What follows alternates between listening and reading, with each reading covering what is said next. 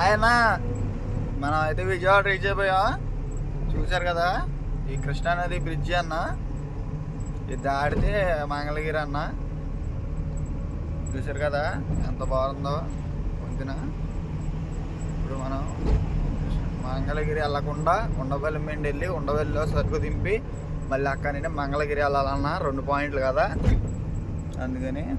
చూసారా అది దుర్గమ్మ తల్లి కొండ అన్న విజయవాడ. అది వచ్చేసరికి కృష్ణా బ్యారేజ్,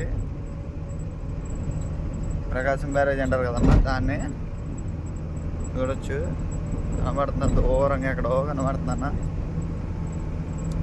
అంతా ఈ బాగాలేదు కాబట్టి అంత లేదు, ఎందుకంటే సలేహత్తున్న బాగా అట్లా, అందుకని అంతా లేపేసాం. చూడొచ్చు. ఓకే అన్న, అన్నడ పాయింట్లోకి వెళ్ళి నాకు వీడియో పెడతా అన్న.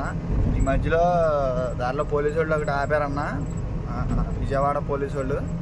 వాళ్ళు ఏంటంటే అన్న, డ్రైవర్లో తెల్లారగట్ట డ్రైవింగ్ చేసే డ్రైవర్లు అందరికీ ఫేస్ వాష్ చేపిస్తున్నారన్న. అంటే మొహం కడుక్కో, బండి ఆపి మరీ మొహం కడిగించి పంపిస్తున్నారు. అది ఒకటి నచ్చిందన్న నాకు. ఏంటంటే డ్రైవర్లో అనేసరికి తెల్లారగట్ల కొద్దిగా మత్తుతో ఉంటారు, కొద్దిగా నిద్ర వచ్చేసి తెల్లారగట్టే కదా నిద్ర పట్టేది మనకి డ్రైవర్లు అనే వాళ్ళకి.